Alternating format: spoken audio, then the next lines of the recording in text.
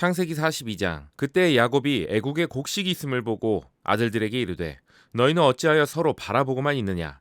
야곱이 또 이르되 내가 들은즉 저 애굽에 곡식이 있다 하니 너희는 그리로 가서 거기서 우리를 위하여 사오라. 그러면 우리가 살고 죽지 아니하리라 하매 요셉의 형 10사람이 애굽에서 곡식을 사려고 내려갔으나 야곱이 요셉의 아우 베냐민은 그의 형들과 함께 보내지 아니하였으니 이는 그의 생각에 재난이 그에게 미칠까 두려워함이었더라. 이스라엘의 아들들이 양식 사러 간 자 중에 있으니 가나안 땅에 기근이 있음이라. 때에 요셉이 나라의 총리로서 그 땅 모든 백성에게 곡식을 팔더니 요셉의 형들이 와서 그 앞에서 땅에 엎드려 절하매 요셉이 보고 형들인 줄을 아나 모르는 체하고 엄한 소리로 그들에게 말하여 이르되 너희가 어디서 왔느냐. 그들이 이르되 곡물을 사려고 가나안에서 왔나이다. 요셉은 그의 형들을 알아보았으나 그들은 요셉을 알아보지 못하더라. 요셉이 그들에게 대하여 꾼 꿈을 생각하고 그들에게 이르되 너희는 정탐꾼들이라. 이 나라의 틈을 엿보려고 왔느니라. 그들이 그에게 이르되 내 주여 아니니이다. 당신의 종들은 곡물을 사러 왔나이다. 우리는 다 한 사람의 아들들로서 확실한 자들이니 당신의 종들은 정탐꾼이 아니니이다. 요셉이 그들에게 이르되 아니라 너희가 이 나라의 틈을 엿보러 왔느니라. 그들이 이르되 당신의 종 우리들은 12형제로서 가나안 땅 한 사람의 아들들이라. 막내 아들은 오늘 아버지와 함께 있고 또 하나는 없어졌나이다. 요셉이 그들에게 이르되 내가 너희에게 이르기를 너희는 정탐꾼들이라 한 말이 이것이니라. 너희는 이같이 하여 너희의 진실함을 증명할 것이라. 바로의 생명으로 맹세하노니 너희 막내 아우가 여기 오지 아니하면 너희가 여기서 나가지 못하리라. 너희 중 하나를 보내어 너희 아우를 데려오게 하고 너희는 갇히어 있으라. 내가 너희의 말을 시험하여 너희 중에 진실이 있는지 보리라. 바로의 생명으로 맹세하노니 그리하지 아니하면 너희는 과연 정탐꾼이니라 하고 그들을 다 함께 3일을 가두었더라. 사흘 만에 요셉이 그들에게 이르되 나는 하나님을 경외하노니 너희는 이같이 하여 생명을 보전하라. 너희가 확실한 자들이면 너희 형제 중 한 사람만 그 옥에 갇히게 하고 너희는 곡식을 가지고 가서 너희 집안의 굶주림을 구하고 너희 막내 아우를 내게로 데리고 오라. 그러면 너희 말이 진실함이 되고 너희가 죽지 아니하리라 하니 그들이 그대로 하니라. 그들이 서로 말하되 우리가 아우의 일로 말미암아 범죄하였도다. 그가 우리에게 애걸할 때 그 마음의 괴로움을 보고도 듣지 아니하였으므로 이 괴로움이 우리에게 임하도다. 르우벤이 그들에게 대답하여 이르되 내가 너희에게 그 아이에 대하여 죄를 짓지 말라고 하지 아니하였더냐. 그래도 너희가 듣지 아니하였느니라. 그러므로 그의 핏값을 치르게 되었도다 하니 그들 사이에 통역을 세웠으므로 그들은 요셉이 듣는 줄을 알지 못하였더라.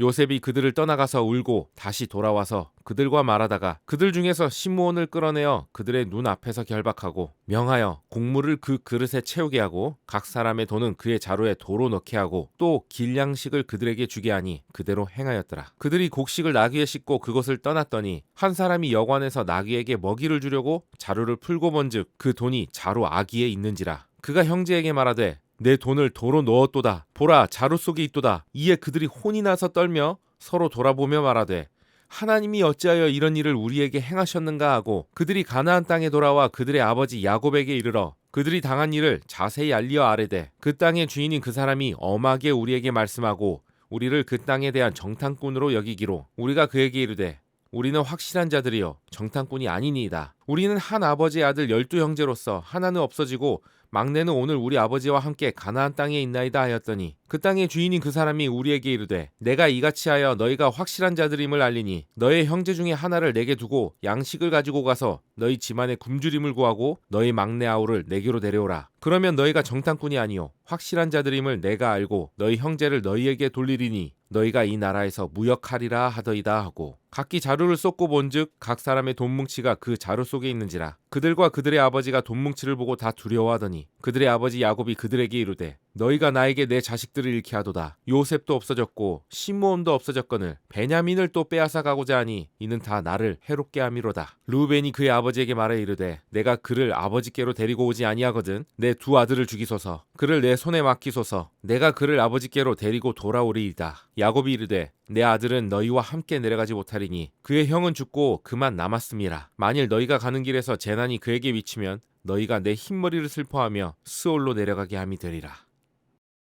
오늘 말씀은 스트레스를 어떻게 이해할 것인가 하라는 제목으로 말씀을 나눠보도록 하겠습니다. 우리가 이제 스트레스라 하면 그 심리적이고 어떤 정신적인 어떤 압박을 받는 것 또는 긴장을 받는 것 이런 것들을 이제 스트레스다라고 이제 우리가 표현을 하고 있는데 스트레스를 물리학에서도 표현을 합니다. 어떤 물체가 있는데 그 물체가 외부의 힘의 작용에 저항하려고 하는 힘, 그 외부의 힘에 버티고 저항하여서 원형을 유지하려고 하는 힘, 그 힘을 스트레스다라고 말을 합니다. 그렇게 봤을 때 우리가 스트레스를 받는 원인이 뭘까요? 그러면 변화인 거예요. 변화. 나는 변하기 싫은데 자꾸 외부에서 변화를 요구하는 상황이 되었을 때 우리는 거기에 저항하려는 힘이 생겨요. 바뀌지 않으려고. 그래서 그 가운데 이제 발생하는 것들이 스트레스다. 우리는 이제 스트레스다라고 하면 거기에 대해서 굉장히 부정적으로 많이 생각을 해요. 병원에서는 뭐라 그래요? 만병의 근원이 다 스트레스고. 요즘에는 그래서 막 정신의학과 뭐 상담 이런 게 되게 발달을 하면서 많은 사람들이 스트레스 때문에 문제를 해결하기 위해서 병원을 많이 찾고 요 유튜브 같은 데도 보면 스트레스를 해소하는 뭐 방법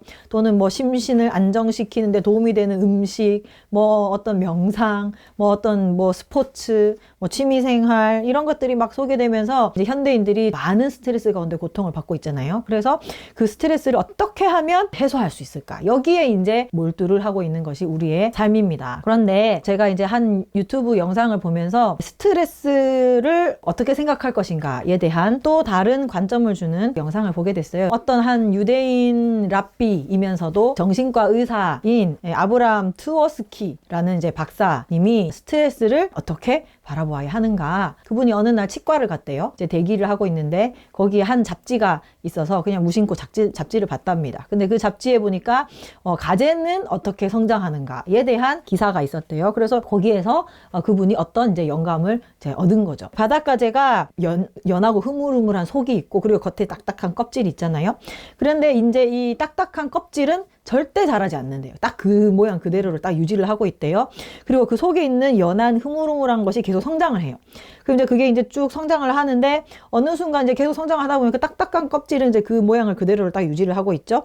그러면은 이제 그게 이제 변화가 되지가 않으니까 속에는 자라고 그 속에서 이제 막 끼기 시작하는 거예요. 그러면서 이제 그 외부의 어떤 틀 속에서 압박감을 이제 느끼고 어떤 아주 불편한 이제 상황이 이제 그 바닷가재에게 이제 경험이 되어지기 시작을 합니다.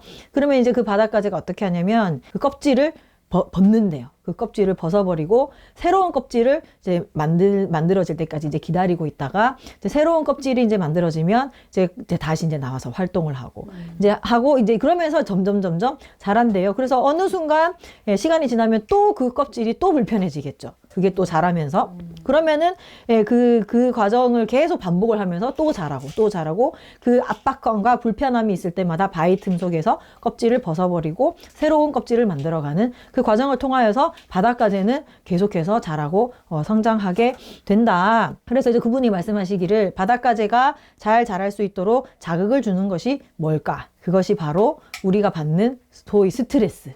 이제 불편감을 느끼는 어떤 그러한 감정들인 거죠. 근데 만약에 바닷가재에게 정신과 의사가 있었다면 그 바닷가재가 몸에 이제 불편함이 막 느껴지기 시작했을 때 하자마자 바로 의사에게 달려가서 의사 선생님 여기가 불편해요. 뭐 어디가 막 마음이 불편해요. 스트레스 받아요.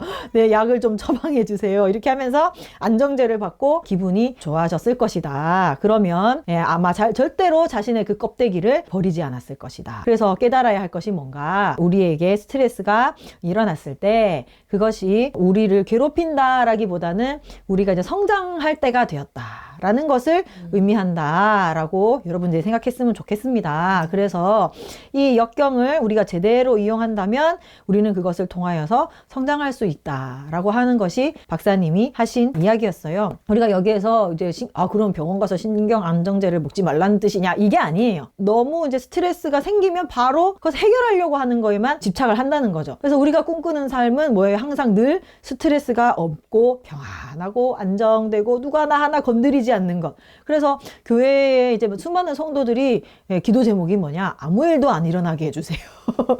그게 기도 제목이다. 근데 그건 솔직히 말해서 말도 안 되는 일이에요. 어떻게 이 죄악된 세상을 살아가면서 아무 일도 안 일어날 수가 있겠습니까? 그런 일은 있을 수가 없는 일인 거죠. 그런데 우리 이제 성도들이 계속 아무 일도 안 일어났으면 좋겠다. 나는 아무 스트레스도 안 받았으면 좋겠다. 그래서 그 어떤 내 안정감을 주는 것에서 벗어나는 어떤 상황이 발생했을 때는 굉장히 큰 스트레스를 받으면서 다시 그 자리를 찾으려고 또 나를 안정감을 주는 그 상황을 다시 만들어내려고 굉장히 애쓰고 노력한다는 것입니다. 그래서 내가 속한 그 바운더리를 절대 안 벗어나려고 하는 거죠. 그 속에만 있으려고 하는 거죠. 그래서 우리는 내 자신을 바꾸기보다는 자꾸만 내 주변의 상황을 내가 스트레스 안 받는 상황으로 만들려고 하고, 나를 건드리지 않으려고 나는 굉장히 애쓰고 노력한다. 그런데 여러분, 내 자신이 성장하기 위해서는 익숙한 것들에서 벗어나서 그 스트레스의 원인과 그 문제가 무엇인가 하는 것들을 직면하고 그 속에서 내 자신의 어떤 모습이 변화되어야 할 필요가 있다는 것입니다. 그리고 더 놀라운 사실은 하나님도 이 방식을 쓰신다는 거예요. 하나님이 우리 성도들을 성장시키실 때 이 스트레스라는 것을 나를 불편하게 하는 이 상황들을 하나님께서 사용하신다는 것입니다. 거기에서 우리가 어떻게 올바르게 반응하고 하느냐에 따라서 내 자신이 회개되고 변화되어지고 그 가운데서 하나님을 체험하느냐, 아니면 그 가운데서 그 스트레스에 저항하면서 하나님에 대하여서 원망하고 불평하면서 계속해서 그 고통 가운데 허우적거리면서 살아가느냐, 그것들이 이제 판가름이 난다는 것입니다. 그래서 오늘 그러한 부분에 대해서 본문의 내용을 살피면서 한번 보도록 하겠습니다. 41장까지는 요셉이 이제 총리가 되는 이야기가 나와요. 막 여러 가지 우여곡절 끝에 총리가 되는 흥미진진한 신나는 그런 이야기가 기록이 되어 있다면, 오늘 42장에는 이야기의 장소가 바뀌어서 그 고향에 있는 가족들의 이야기가 이제 시작이 됩니다. 이때 당시에 요셉이요, 노예로 팔려간 지 22년이 되는 상황이거든요. 요셉이 막 그 22년 동안 우여곡절을 겪는 그 가운데 가족들은 어떻게 지냈을까? 나름대로 그냥 평범한 삶을 살았을 거예요. 뭐 요셉이 사라져진 그 상황에는 온 집안이 아마 발칵 뒤집어졌겠죠. 그런데 이제 시간이 지나면서 야곱도 그냥 이제 베냐민을 바라보면서 마음을 추스리고, 이제 형들도 이미 이제 지나간 사건이고, 그 형들은 이제 요셉이 죽었다, 이제 다 죽었다 생각을 하면서 나름대로 각자의 삶을 살아가는 평범한 삶을 살았을 것이에요. 그래서 나름대로 가나안 땅에서 22년 동안 평범하고 안정적인 삶을 살면서 하나님이 가나안 땅에 거하라라고 하셨기 때문에 그 가운데서 이제 큰 문제 없이 이제 있었을 겁니다. 그런데 그들의 삶을 바꾸는 어떤 사건이 딱 발생을 합니다. 그게 뭐냐면 기근이에요. 기근. 우리가 바로의 꿈을 통해서 알 수 있듯이 이 기근은 우연히 일어난 일입니까? 아니죠. 하나님의 어떤 계획이 있는 거예요. 이 땅을 다스리시는 섭리가 있고, 여러분들이 기억해야 할 것은 이 기근을 통해서 하나님은 항상 하나님의 백성들을 시험하시고 훈련을 하셨어요. 아브라함 때도 기근이 있었고, 이삭 때도 기근이 있었고, 야곱 때도 기근이 있는 거예요. 아브라함도 하나님 말씀을 듣고 진짜 큰 맘 먹고 갈 바를 알지 못하고 가나안 땅에 딱 왔는데, 이제 뭔가 하나님이 축복하실 것을 기대했는데 그 땅에 기근이 온 거예요. 그 가운데서 하나님을 붙들고 계속해서 신뢰하며 살아갈 수 있는가? 이삭도 아버지가 돌아가시고 나서 이 가정을 꾸려 나가야 하는데 또 기근이 찾아왔어요. 근데 하나님이 애굽으로 가지 말고 이 땅에 있어라. 그래서 이 땅에서 기근 가운데서 나름대로 열심히 살았더니 하나님이 100배의 축복을 주시고 막 열매를 맺고 하는 그런 우물도 파고 하는 놀라운 기적들이 또 일어났죠. 이제 야곱의 가정에서 또 기근이 일어나는 거예요. 그러니까 이 기근의 때마다 하나님께서는 자녀들을 훈련을 시키면서 하나님을 믿고 의지하도록 만드시는데, 아멘. 중요한 것은 사람마다 그 하나님께서 요구하시는 반응이 다 다르다는 거예요. 아브라함 때는 하나님이 애굽으로 내려가는 것을 허용하시고 기다리시면서 아브라함이 그래도 하나님을 놓치지 않는 그 방식을 훈련을 시키셨고, 이삭 때는 하나님이 애굽으로 가려고 하는 걸 못 가게 했어요. 근데 야곱 때는 하나님이 애굽으로 가래요. 사람마다 다 달라요. 다 다르고 각자의 상황마다 다 다르고, 우리는 기근 때에는 항상 이렇게 행동해야 돼 하는 매뉴얼이 없어요. 하나님이 그때마다 기근 때마다 누구는 그 기근 가운데 견디고 있어야 되고, 누구는 이 기근 가운데서 빠져나와야 되고, 사람마다 다 다른 거죠. 그래서 하나님께서 그렇게 그 하나님 백성들을 인도하면서 훈련시키는데, 뭐를 훈련시키냐? 어떤 반응을 보이든 어떤 상황에 있든 결국에는 하나님 말씀대로 인도함을 받도록 하나님께서 훈련을 시키신다는 것입니다. 그래서 이제 이 기근으로 인하여서 야곱의 가정이 가나안 땅에 계속 이제 정착하면서 가나안 사람들과도 이제 좀 이제 안면도 트고 이제 적응하고 잘 22년 동안 잘 살고 있었는데, 이 기근을 통하여서 이제 애굽으로 옮겨야 하는 변화가 생기는 거예요. 이제 곡식을 사오는 걸로부터 해서 하나님이 애굽으로 보내는 것을 이제 밀어붙이시는데, 그런데 그것이 하나님의 크신 구원의 계획이라는 거예요. 첫 번째는 뭐냐? 기근의 상황에서 야곱의 가정을 지키시고 보호하시고 먹이시기 위하여서 애굽으로 인도하시는 거죠. 그리고 두 번째는 뭐냐면 이제 가나안 백성들의 죄악이 본격적으로 이제 심해지기 시작하는 시기가 다가오고 있는 것입니다. 그래서 하나님께서는 그 가나안 사람들의 죄악과 분리시키기 위하여서 애굽이라는 곳에서 한 곳을 정해놓고 그곳에서 강대한 나라가 되도록 하나님께서 애굽으로 이주를 시키시는 것인 거죠. 그러면서 하나님께서는 아브라함에게 예언하셨던 그 약속을 구원의 계획을 이루시는 거예요.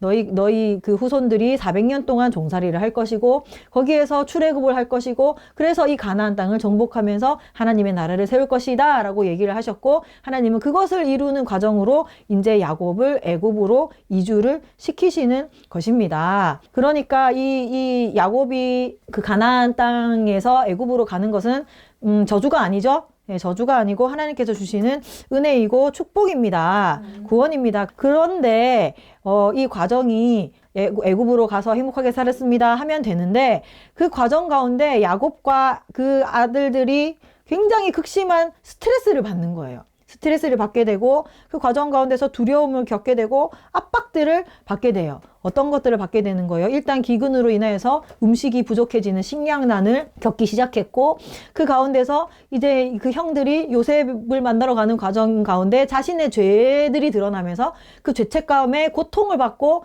큰 스트레스를 받게 되는 거죠. 그리고 또 야곱은 어때요? 애굽으로 가는 과정 가운데서 베냐민을 잃을 것이라고 하는 그 두려움 가운데 극심한 스트레스들을 받게 되는 것입니다. 크게 보면은 기근에서 야곱의 가정을 살리시는 이야기인데 요셉에게로 하나님께서 이주하고 강대한 나라가 되게 하시는 그 이야기인데 그런데 그 과정 가운데 굉장히 그 구성원들을 스트레스 받게 하는 그런 상황들이 계속해서 발생을 한다는 것이에요. 그냥 이렇게 되면 어떨까요? 그냥 요셉이 이제 총리가 됐어요. 그래서 드디어 내가 성공했구나. 그래서 아버지를 자기가 먼저 찾아가서 아버지 저 안 죽고 살아 있었어요 라고 한다든가 그리고 형들한테 형 나 그때 막내라고 무시했지? 근데 내가 이렇게 됐어. 형들 나한테 사과해야 돼! 라고 하면서 큰 소리를 뻥뻥 치면서 형들이 어이구 그래 내가 잘못했구나 이러고 그래 우리가 이제 내가 너희들을 다 돌봐줄 테니까 가자! 이렇게 했으면 그냥 평안하게 갔을 거잖아요. 근데 그러한 상황이 아니고 그러한 흐름이 아니고 하나님이 야곱의 가정을 구원시킨다라고 하는 그 큰 흐름 가운데서 왜 그렇게 요셉은 막 연기를 해가면서까지 자기의 눈물을 숨겨가면서까지 그 형들을 압박하고 그리고 자신의 아버지를 막 불편하게 하는 그런 상황들을 하나님께서는 왜 허락하셨을까? 그걸 왜 허락하셨을까? 우리가 깊이 생각해 봐야 됩니다. 그것은 무엇이냐면 하나님의 구원의 여정은 우리의 어떤 외형적인 문제가 해결받는 것이 목적이 아니라는 것이에요. 그것이 아니라 우리의 내면에 있는 문제점들을 회복하시는 것이 구원이다라는 것입니다. 단지 야곱이 기근이어서 먹을 것을 얻으러 애굽으로 갔다. 이게 지금 구원이 아니에요. 그것이 아니고 그 과정 가운데 그들의 문제점들을 하나님께서 드러내시면서 그 문제점들을 하나님한테 해결하고 요셉에게로 가야 된다는 것입니다. 그것을 해결하면서 그 하나님께서 계획하신 구원의 길로 우리가 나아가야 한다는 것이죠. 진정한 구원은 우리의 내면의 변화와 회복과 그리고 회개 이런 것들이 진정한 구원이다. 여러분 우리가 예수님 믿으면 예수님께서 우리 죄를 없애주시고 우리가 천국에 갑니다. 맞는 말이긴 하지만 그건 굉장히 하나님 나라 구원에 대하여서 일부분밖에 알지 못하는 것입니다. 여러분 예수님께서 우리의 죄를 없애주시는 것도 중요하지만 궁극적인 목적은 뭐냐면 진짜 우리가 죄를 짓지 않는 사람이 되게 하시는 것이 예수님의 목적이에요. 그냥 단순히 그래 내가 너의 과거의 죄, 현재의 죄, 미래의 죄를 없애준다. 내가 너의 죄를 다 대속해준다. 이 의미는 그냥 내가 너희들의 죄를 없이 해준다는 것이 아니라 너희들이 진짜 죄 짓지 않는 사람으로 내가 변화시킬 것이다 라는 그 하나님의 의미가 그 속에 들어있는 것입니다. 그게 진짜 구원이라는 것이에요. 내가 완전히 죄에서 자유하고 내가 완전히 그 죄에서 변화되는 것. 그것이 하나님의 나라이고 하나님은 그 과정 가운데서 하나님의 나라를 우리에게 경험하게 하신다는 것입니다.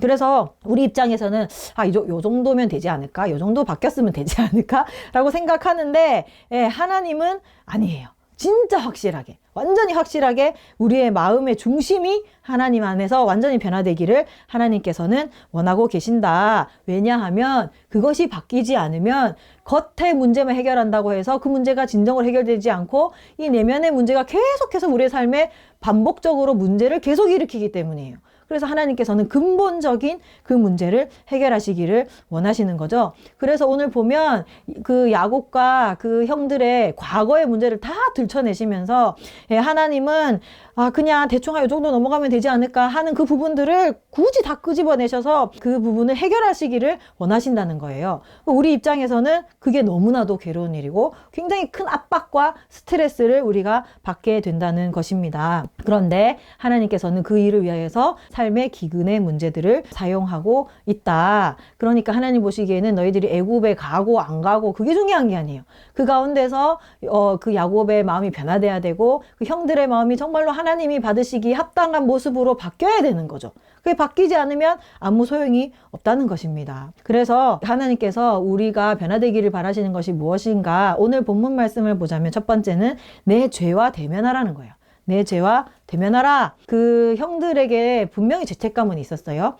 그 아버지가 요셉을 잊고 괴로워하는 모습들을 보고 하면서 아마 죄책감이 있었을 것이에요. 그렇지만 그들도 이제 요셉은 이제 죽었을 거야. 가망성이 없다라고 생각을 했습니다. 그래서 그 아버지에게도 요셉은 죽었다라고 이야기를 했고 자신들이 이제 뭐 잘못을 했긴 했지만 중요한 것은 뭐냐? 이미 끝난 일이다. 이미 끝난 일이고 다 이제 지나간 과거다. 이제 더 이상 뭘 어떻게 할 수 없다. 이제 이렇게 생각을 하는 거예요. 그런데 하나님께서는 그걸 들춰내시는 거예요. 다 끝났다. 이제는 뭐 이미 지난 일인데 뭐 어쩔 건데 이렇게 생각하고 있는데 하나님께서는 그걸 그 곡식을 사러 간 그 자리에서 다시 생생하게 그걸 기억하게끔 하나님께서 끄집어내시는 거예요.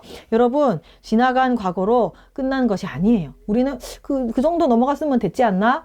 이 정도 이제 내가 이 정도 나름대로 죄책감 받고 22년 살았는데 그러면 이제 되지 않을까라고 생각을 하는데 그게 아니라는 거죠. 하나님은 그걸 확실하게 해결하시기를 원하신다. 그래서 총리에게 정탐꾼으로 막 몰리게 되는 거예요. 막 몰리게 되면서 그 가운데서 자신들이 요셉을 팔았던 그때의 그 상황을 생각나게끔 계속해서 하나님께서 만드시는 거예요. 형제에 관하여서 물어보게 만들고 요셉은 죽었다라고 말하게끔 만들고 베냐민을 데려오라라는 말을 듣게 만들고 그리고 시므온은 감옥에 갇히고 그러면서 자신들이 그 곤란한 상황에서 3일 동안 감옥에 갇혀 있으면서 하는 얘기가 뭐냐? 요셉이 괴롭다고 살려주세요 할 때 외면했던 거. 그거를 생각나게 하시는 거예요. 창세기 42장 21절 보면 그들이 서로 말하되 우리가 아우의 일로 말미암아서 범죄하였다. 그가 우리에게 애걸할 때에 그 마음의 괴로움을 보고도 듣지 아니하였으므로 이 괴로움이 우리에게 임하도다 라고 이야기를 하는 거예요. 자신들에게 이제 어려움이 발생을 하고 감옥에 3일 동안 갇혀 있는 상황이 발생하면서 이제 그들의 잘못에 대해서 깊이 뉘우치게 되는 거죠. 하나님께서 이 한 번이 아니라 계속해서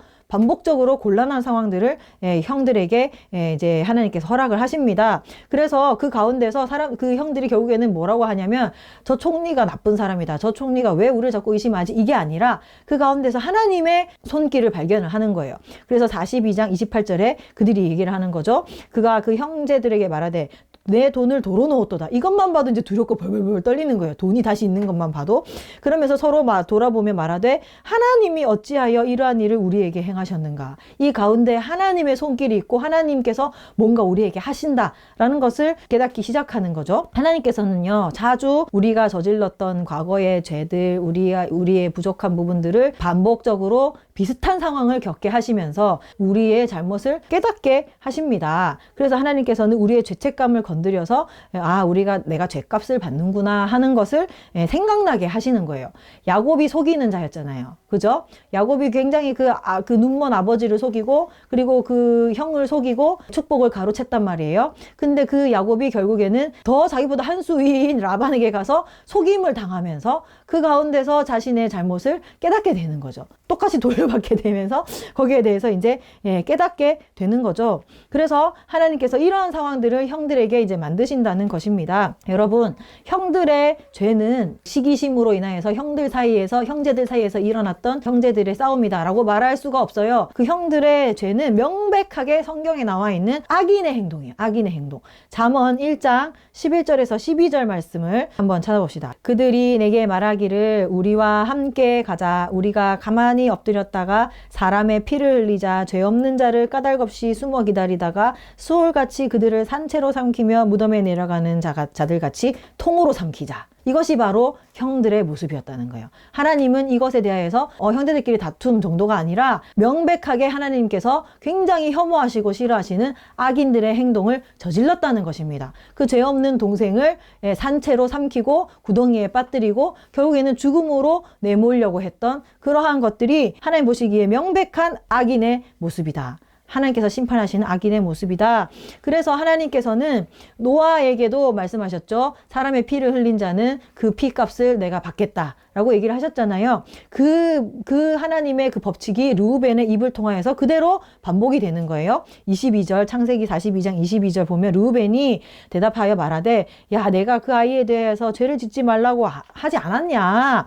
그래도 너희가 듣지 아니하였다. 그래서 그의 피값을 이제 치르게 되었다. 라고 얘기를 하는 것입니다. 르우벤이 이것을 우연히 말한 것이 아니라 하나님이 르우벤의 입을 통하여서 하나님의 법칙에 대해서 이야기를 하게 하신 거예요. 그 죄에 대하여서는 하나님께서 반드시 대가를 지불하게 하시는 분이 하나님이세요. 모세가 하나님 모습을 보여주세요 라고 했죠. 모세를 바위 틈에 숨겨놓고 하나님께서 이제 지나가시는 그 모습을 바라볼 때 하나님께서 자신에 대해서 선포하십니다. 나는 여호와다 여호와다. 노하기를 더디하시고 인자가 한이 없으시며 인자를 베풀고 그 죄를 용서하되 그러나 벌을 면제하지는 않겠다. 그 죄에 대하여서 벌을 그 자손의 3, 4대까지 갚겠다라고 이야기를 하시는 것입니다. 우리가 착각하면 안 돼요. 우리의 죄를 예수님의 피로 다 지불하신 거 아닙니까? 맞죠. 우리의 죄를 다 갚으려면 한이 없죠. 그렇지만 하나님께서는 정의와 공의의 하나님이시기 때문에 내 죄에 대하여서 그 어떤 결과를 받게 하시는 거예요. 대가와 어떤 형벌을 받게 하시는 거죠. 그 가운데서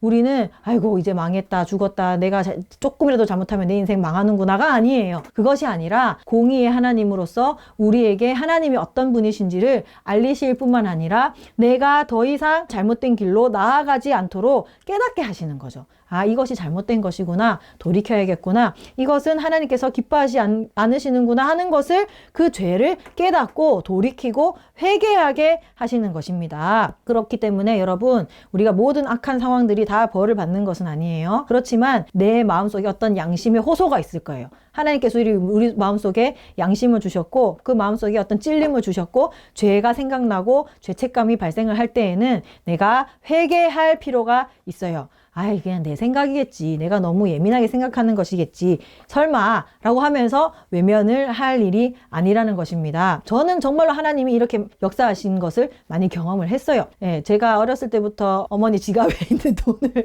훔쳐가지고 뭘 사 먹기도 하고 어디 문방구 가서도 몰래 훔치기도 하고 많이 훔쳤어요. 근데 엄마한테 들키고 굉장히 매를 많이 맞았죠. 우리 엄마가 그렇게 안 해줬으면 나는 진짜 나쁜 길로 빠질 수도 있었겠다. 너무 감사해요. 그런데 하나님은요 거기서 끝나지 않더라고. 절대 다른 사람 그 물건에 손 안 댔거든요. 손을 안 댔어요. 아 그래 잘못된 일이구나. 그러면 안 돼. 근데 어떻게 생각하냐면 엄마가 무서우니까. 그러니까 그래서 내가 이제 그거를 이제 끊었는데 하나님은 거기에서 하나님을 보게 만들어요. 엄마는 그렇게 봐줬지 그렇지만 나는 너를 계속 기억나게 해줄 거야 라고 하면서 하나님은 계속 내 물건을 누가 훔쳐가. 그러면서 이제 내가 이제 생각하는 것이 아 남의 물건을 훔친다는 것은 그 상실감을 느끼게 만들고 큰 손해를 끼치는 것이구나. 그리고 하나님께서 이거를 계속 보고 계시는구나. 그리고 내가 그것을 진짜 깊이 깨달을 때까지 계속 말씀하시는구나. 그 가운데서 저는 하나님의 손길을 받습니다. 네, 그러니까 하나님은요 그 죄의 습성이 완전히 변화될 때까지 완전히 변할 때까지 계속 압박을 하시는 거예요. 그러면서 그 형들이 어떤 습성이 있는 거예요? 서로 시기하면서 자신의 이익을 위해서는 남을 해치는 것도 서슴지 않는 그 기질이 있어요. 레위와 시므온을 보세요. 그 문제를 해결하기 위해서 사람을 서슴없이 죽여버리잖아요. 그러한 방식으로 요셉도 그 문제를 그런 식으로 해결을 하는 거예요.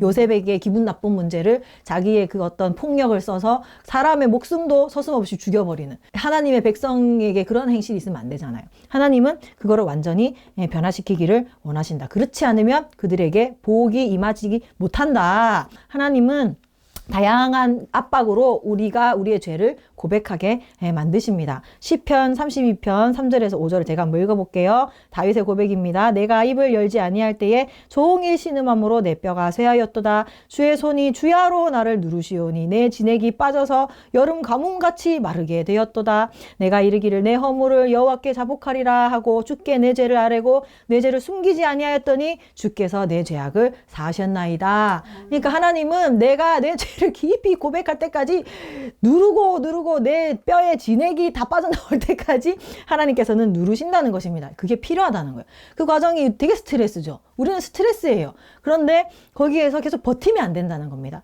형들도 계속해서 그러한 어려움이 발생을 해요. 그래서 요셉이 너희가 정탐꾼이네 했다가 시므 감옥에 가뒀다가 자루에 돈을 넣었다가 또 베냐민을 곤란하게 만드는 상황을 만들고 은잔을 집어넣고 계속해서 압박을 계속하는 거예요. 그러면서 그들이 아이고 우리가 잘못했네를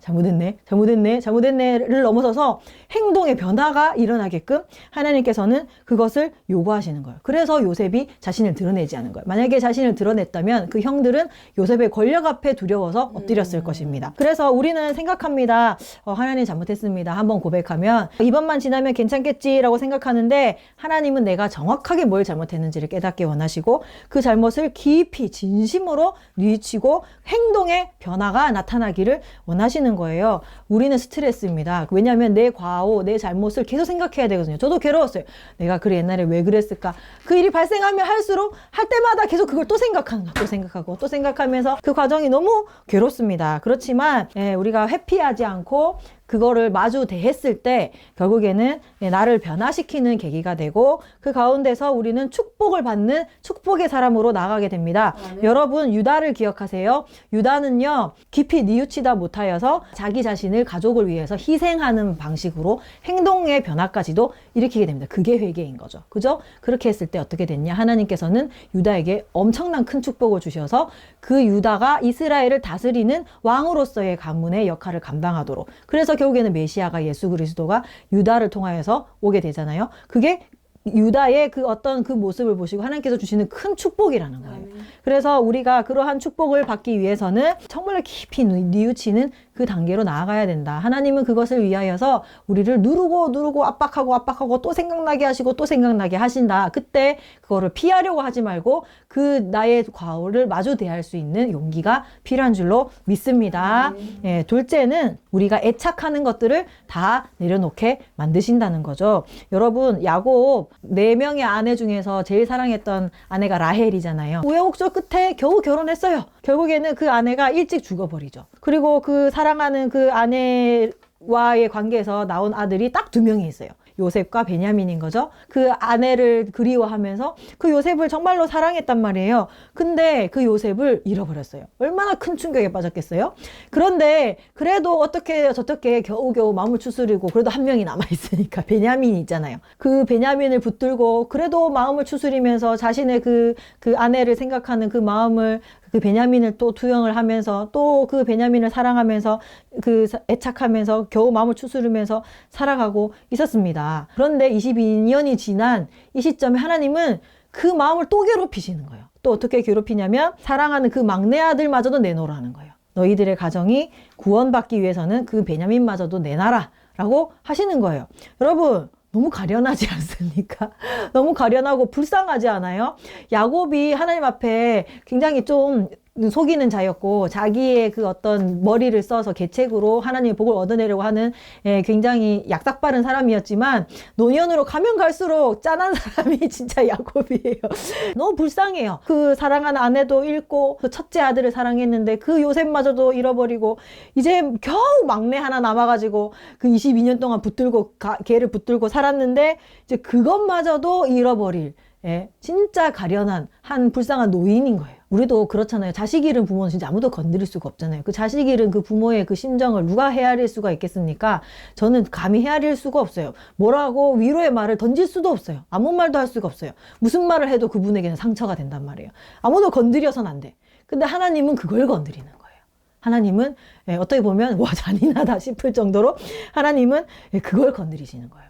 근데 하나님의 관점에서 그 문제를 보자면 이 야곱의 집착과 편애 때문에 모든 문제가 다 발생하는 거예요. 요셉이 그 끌려간 것도 어떻게 보면 야곱의 그 집착과 편애 때문이에요. 그것 때문에 모든 문제가 발생을 했어요. 예, 그 집착하고 편애한다는 것은 뭐예요? 이것만큼 하나님 앞에 맡기지 못하겠다는 거예요. 이것만큼은 내가 꼭 쥐고 있어야 되겠다라고 하는 거죠. 예, 그것이 늘 야곱에게 걸림돌이 되는 것이고 야곱의 인생에 문제가 되는 그런 어떤 성향인 것입니다. 집착하고 내가 움켜쥐려고 하고 내가 뭔가를 하려고 하는 것들. 태어날 때부터 움켜쥐고 태어난 사람이잖아요.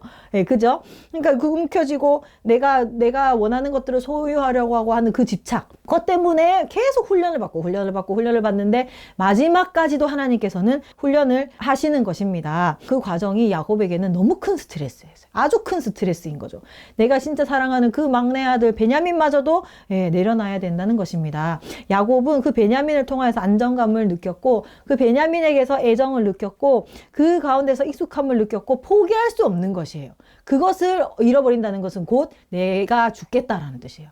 진짜 죽겠다. 난 죽겠다. 라는 거를 야곱이 여기서 계속 고백을 하고 있잖아요. 그런데 하나님 입장에서 보기에는 이것 때문에 하나님의 나라를 얻을 수가 없는 거예요. 이것 때문에. 아들에 대한 집착, 아내에 대한 그 집착, 내가 사랑하는 것에 대한 그 집착 때문에 하나님의 섭리를 보지를 못하는 거예요. 어떻게 보면은 족장으로서 굉장히 부적절한 실격할 것 같은 그런 어떤 모습을 야곱이 계속해서 보이고 있는 거죠. 여러분, 이 기근의 상황 가운데서도 하나님의 섭리가 있어요. 하나님의 손길이 있어요. 그렇다면 하나님 앞에 훈련받고 이 가정을 하나님의 뜻대로 이끌어가야 하는 야곱만큼은 이 가운데서 하나님의 손을 발견을 해야 돼요. 근데 야곱이 뭐라 그러냐면 이 상황은 나에게 해로운 상황이다. 42장 46절 그들의 아버지 야곱이 그들에게 이르되 너희가 나에게 내 자식을 잃게 하도다. 계속 나에게 내 자식 하면서 요셉도 없어졌고 시몬도 없어졌거늘 베냐민도 또 빼앗아 가고자 하니 이는 다 나를 해롭게 하는 것이다. 다 나를 해치는 것이고 해롭게 하는 것이다 라고 이야기를 하고 있습니다. 그러니까 하나님의 손길을 해석을 못하는 거예요. 이게 하나님의 뭔가 뜻이 있다라는 걸 해석을 해야 되는데 그게 아니고 나를 해치는 것이고 나를 해롭게 하는 것이다 라고 생각을 하고 있는 것입니다. 여러분, 우리도 내가 안정감을 느끼는 것들이 사라질 위기에 처할 때 우리는 나를 해롭게 하는 것이라고 생각하잖아요. 그래서 이 스트레스들이 다 나를 해롭게 하는 것이고 거기에서 나는 벗어나야 되고 안정감을 느껴야 되고 나를 해롭게 하는 그 어떤 상황도 나에게 발생해서는 안 된다라고 생각을 하잖아요. 그런데 사실은 거기에 하나님의 손이 있다는 거예요.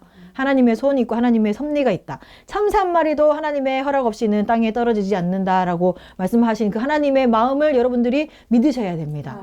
뭔가 하나님의 섭리가 있다는 것을 믿고 하나님의 그 어떤 일하심이 있구나라는 것을 믿고 그 뜻이 뭔가 하는 것을 알기 위해 애써야지 당장 나에게 얼음이 닥쳐오고 스트레스가 발생했다 해서 이건 나를 해롭게 하시는구나, 해롭게 하는 거구나라고 너무 섣불리 판단을 내려버려서는 안 된다는 것입니다. 근데 우리는 너무나 거기에 대한 상실감이 크고 너무나 받는 압박감이 크고 거기에 대한 스트레스가 너무 크기 때문에 그 하나님의 뜻이 뭔가 하는 것까지 잘 나가지를 못해요. 깊이 생각을 못해요. 그 스트레스가 너무 크다 보니까. 그래서 우리가 쉽게 보이는 반응들이 뭐예요? 절대 안 돼. 그 일은 절대 일어나서는 안 돼. 그 문제는 절대로 나에게 일어나서는 안 되고 절대로 빼앗겨서는 안 돼. 이 스트레스 받는 상황이 절대 나에게 일어나서는 안 돼! 라고 하는 것이에요. 야곱이 얘기를 하는 거예요. 38절에 야곱이 말합니다. 내 아들은 너희와 함께 내려가지 못하리니 그의 형은 죽고 그만 남았습니다. 다 맞는 말 하고 있어요.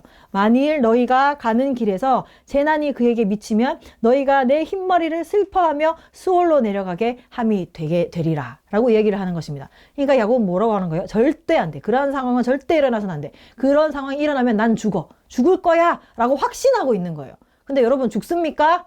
안 죽어요. 근데 야곱은 확신하고 있어요. 난 죽을 거야. 베냐민 데려가면 난 죽어. 난 망해 라고 확신하면서 절대 안 된다라고 꼭 움켜쥐고 있는 것입니다. 여러분, 절대 안 되는 그 상황, 이것마저 포기할 수 없다 라고 하는 그 상황, 하나님께서는 그것을 내려놓게 만드십니다. 그러면서 그 가운데서 하나님을 믿고 의지하고 이 모든 상황 가운데 하나님의 다스리심이 있다라는 것을 바라보게 만드신다는 것인 거죠. 우리는 그 가운데서 너무나 큰 상실감을 느끼고 좌절감을 느끼고 심지어는 공포심에 휩싸이게 돼요. 그 마음은 모두가 다 알 거예요. 그죠? 다 공감하는 거예요. 너무 두려워요. 너무나 두려운 상황이 발생을 하는 거예요. 근데 이 상황을 내가 거부할 수가 없어. 하나님이 계속 기근으로 몰아붙이는 거예요. 그래서 결국에는 나중에 식량이 다 떨어지니까 베냐민을 보낼 수밖에 없는 상황이 발생을 하는 거예요. 그럴 때는 하나님의 손길이 있다. 뭔가 하나님의 손길이 있다. 하나님께서 나에게 뭔가 내려놓기를 원하시는구나. 내가 이거는 나를 해치는 상황이 아니고 뭔가 있다.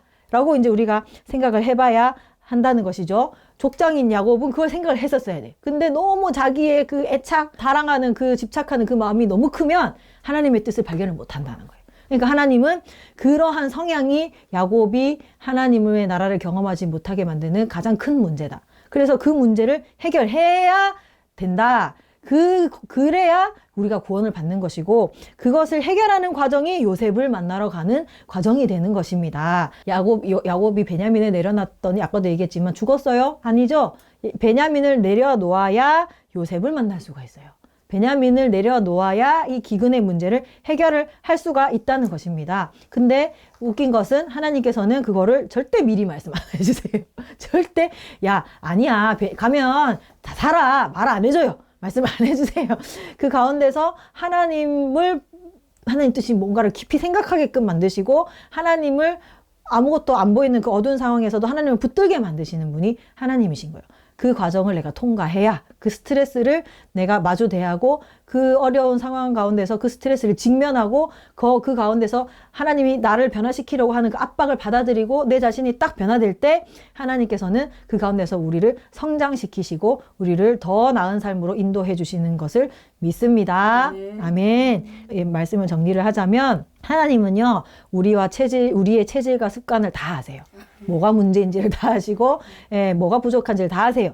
그리고 그것을 바꾸기를 원하십니다. 하나님은 그것을 위하여서 우리를 압박하시고 변화되도록 유도하시는 하나님이십니다. 그 가운데서 우리는 스트레스가 발생할 수밖에 없어요. 왜냐하면 나는 원하지 않으니까, 난 싫으니까. 스트레스가 발생할 수밖에 없어요. 그런데 우리가 그 하나님의 손길을 거부하고 변하지 않으려고 하면 할수록 우리의 삶에 더 큰 스트레스가 생길 수밖에 없습니다. 그런데 우리는 본능적으로 계속해서 거기에서 맞서 싸우려고 하고 내 자신의 원형을 유지하려고 굉장히 애를 쓰는 거죠. 그래서 우리가 그 스트레스를 완화하려고 하고 거부하려고 하고 회피하려고 합니다. 그럴 때 여러분, 당장은 편해질 수 있어요. 당장은 편해질 수가 있지만 내가 변하지 않는 한, 내가 정말로 변하지 않는 한 그 스트레스는 계속될 것이고 더 커질 것입니다. 마치 가재가 난 이 껍질을 버릴 수 없어 하면 어떻게 됩니까? 그 계속 고통 속에서 압박받으면서 계속 사는 거예요. 안정제 먹고 좀 괜찮아졌다가 약발 떨어지면 또 아픈 거고, 그 또 먹고 좀 괜찮아졌다 약발 떨어지면 또 아픈 거예요. 그러니까 뭘 해야 돼요? 궁극적으로는 껍질을 벗겨야 돼요. 그걸 벗겨야 되는 것입니다. 그래서 내 자신을 그 껍질을 벗기고 거기에 맞게 성장시켜 나갑시다. 아멘. 하나님이 나에게 주시는 불편함을 받아들입시다. 아멘. 그것을 직면하고 내 문제를 바라봅시다. 아멘. 고통스러워도 바라봅시다. 여러분, 그 스트레스는 여러분 나를 해치지 않습니다. 나를 망하게 하지 않고 오히려 그것을 따라갈 때에 여러분 안전하다는 사실을 기억하세요.